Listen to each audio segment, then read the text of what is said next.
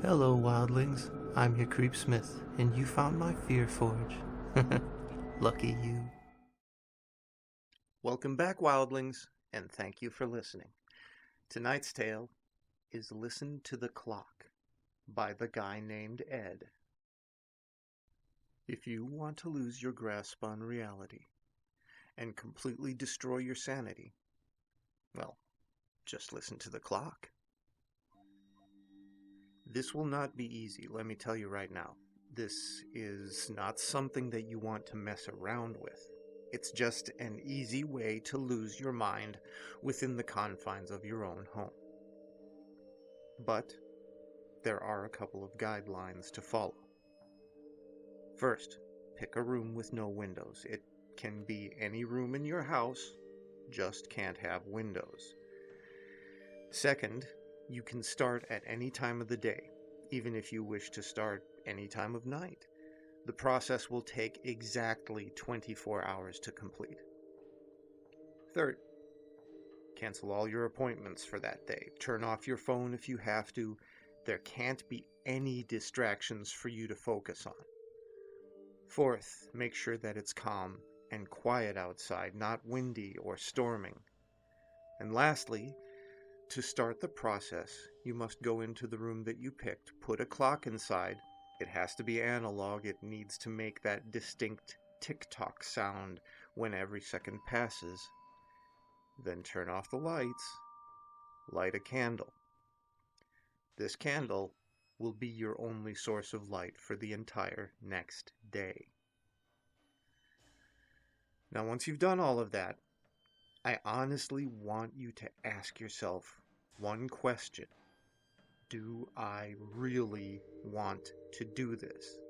If your answer is yes, then may God have mercy on you. I'm just here to prepare you for what to expect. All right, let me tell you a little bit of information about this procedure and its history. Back in the mid-1800s, radical members of the Christian, Jewish, and Islamic faiths used this as a way to, connect with God. It was kept under wraps due to its extreme nature and the unusual method to connect to the supernatural. During the procedure, the aspirants would have been in constant prayer and worship, but they'd eventually stop this due to the events that would happen afterwards. The clock represented life on Earth, how short it can be, and the candle represented God as the only way of guidance through their lives. More often than not, each person would go through the procedure, lose their minds, and within a day, due to their insane actions, would kill themselves from what they claim to have seen. But if you were one of the lucky ones, you could keep your sanity. I'm one of these. Okay, now here is what to expect during the procedure. The first 3 hours are the least eventful, the build-up period, you might say, mainly because nothing really happens. But you need to use this time to prepare yourself. These are the only hours in which you may choose to leave the procedure. In the 4th hour, you won't be able to escape by any means. The lock on your door will lock itself, and you will have no way of moving or destroying the door. In the 5th hour, you'll start to sweat profusely. You will have feelings of anxiety.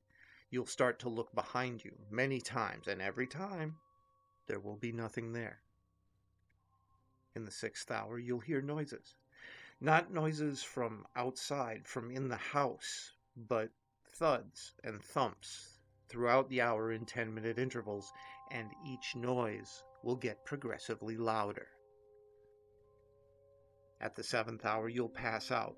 You'll start to dream, but this will be the only pleasant hour throughout the entire process. Your dream will be about the best moments of your life.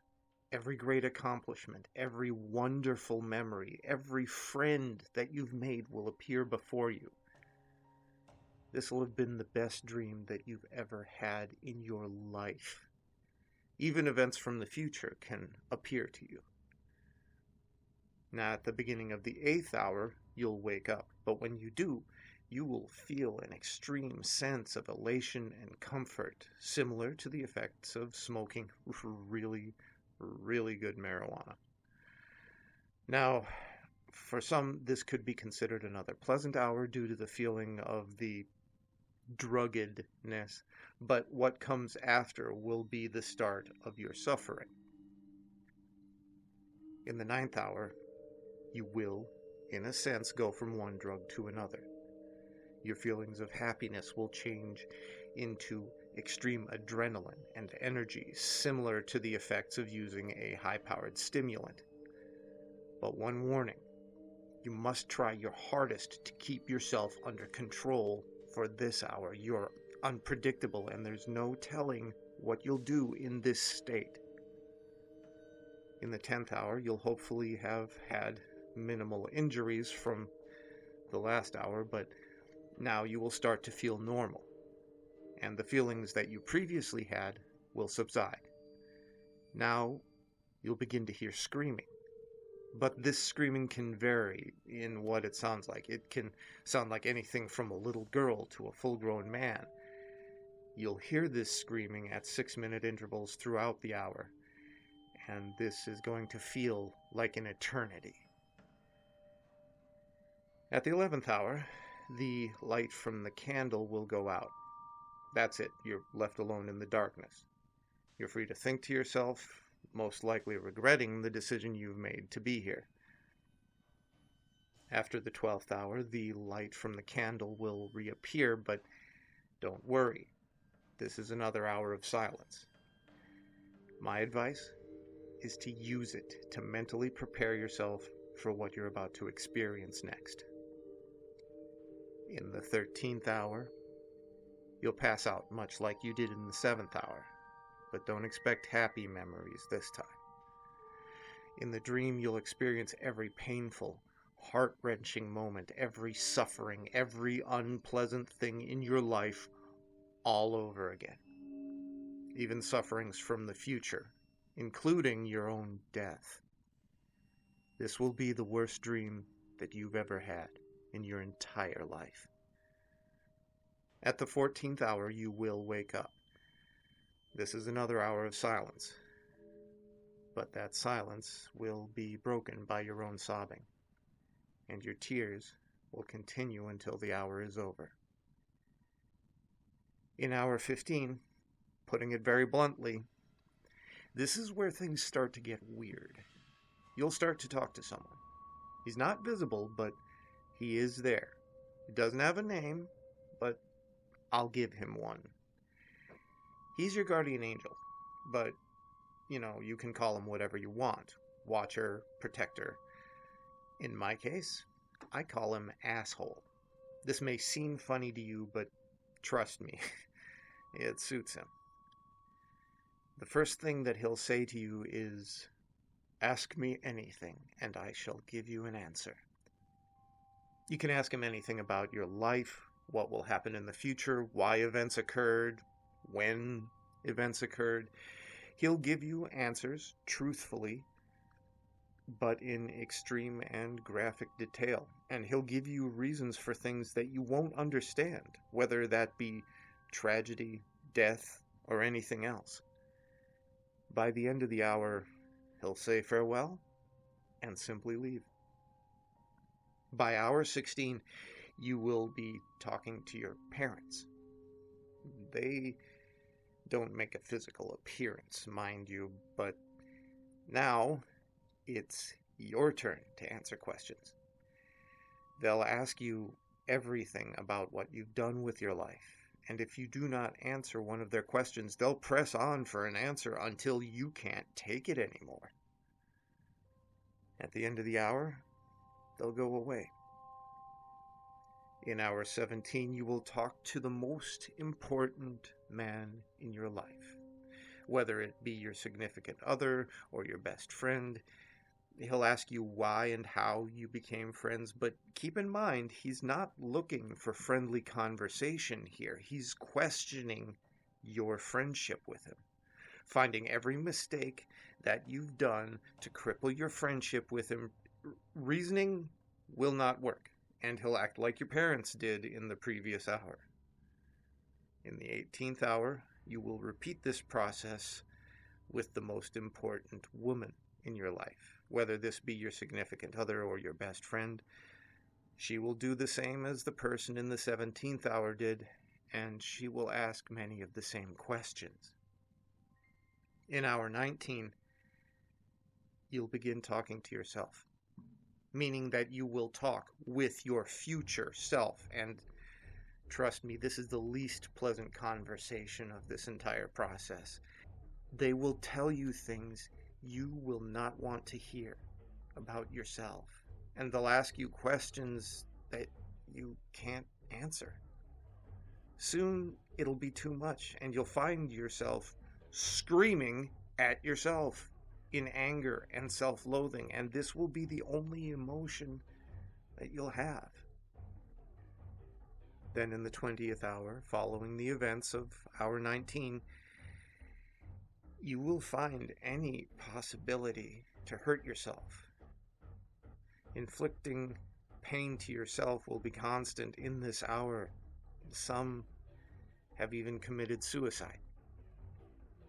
In hour 21, if you managed to survive the previous hour, here is what will await you. Music. Yeah, music. It'll be soft, orchestral music with a choir singing, sounding like Gregorian chant, similar to church music, but it'll be far more beautiful. By the end of this hour, your wounds will heal. Don't ask me why. I don't know. I have no idea. In hour 22, the music will stop. This is another hour of silence. But now you'll have time to think to yourself. The light in the candle will change colors.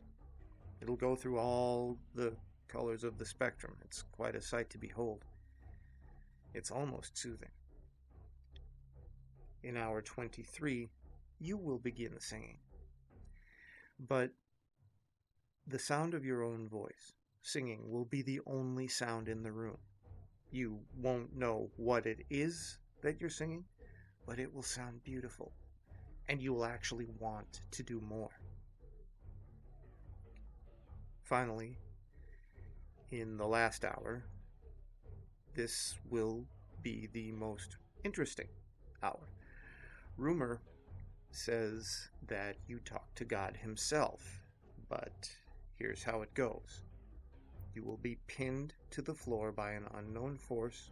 Nothing will be visible, but something will start to ask you questions at 10-minute intervals. Are you happy? Would you like to change? That sort of thing.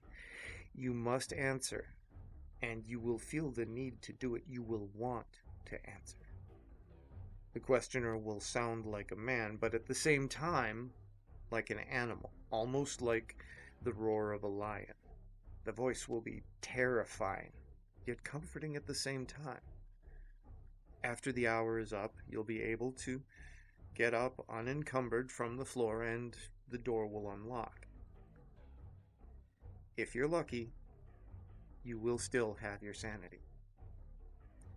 Now, it's up to you what you'll do with this information.